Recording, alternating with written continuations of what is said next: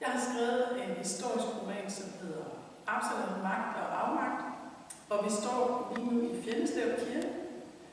Absalon er vokset op på gården, som hører til kirken her i Fjendeslev. Og vi skal lige høre et stykke, hvor Absalon kommer ind i kirken, mens en helt særlig kvinde er i gang med at male kalkmalerierne.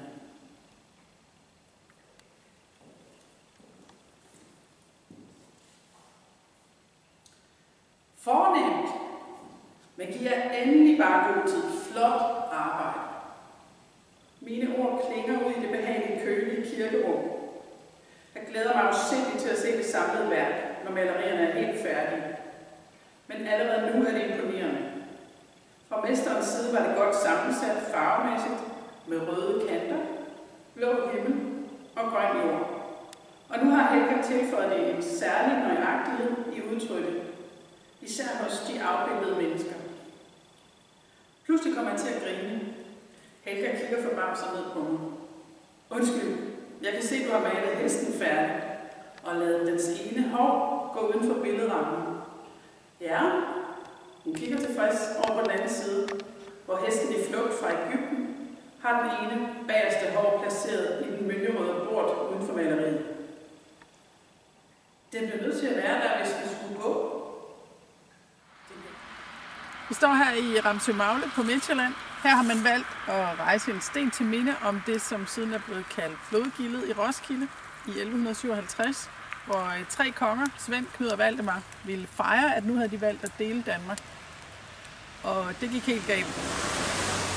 Svend slår Knud ihjel og prøver også at slå Valdemar ihjel, men Valdemar og Absalon har held med at flygte.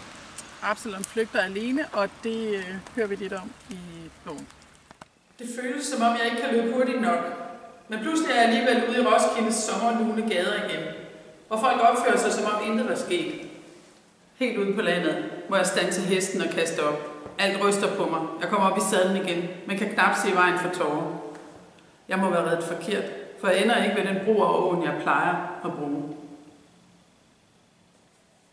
Endelig opdager jeg den sølvgrå og skinnende sø, Ramsø, som ligger smuk og uskyldig, uvidende om det frygtelige, som er sket, så tæt på dens rolige vand.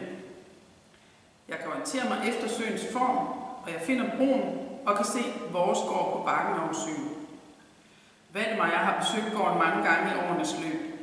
Mens jeg var i Paris, måtte Esbern hjælpe mor med at bygge den op fra bunden efter en brand.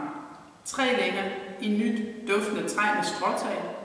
Ikke noget prangende, men en pæn gård, som bliver drevet godt.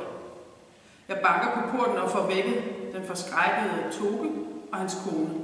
De låner mig rent tøj og giver mig mad og drikke, mens de undrende hører mig fortælle om kongemordet i Roskilde.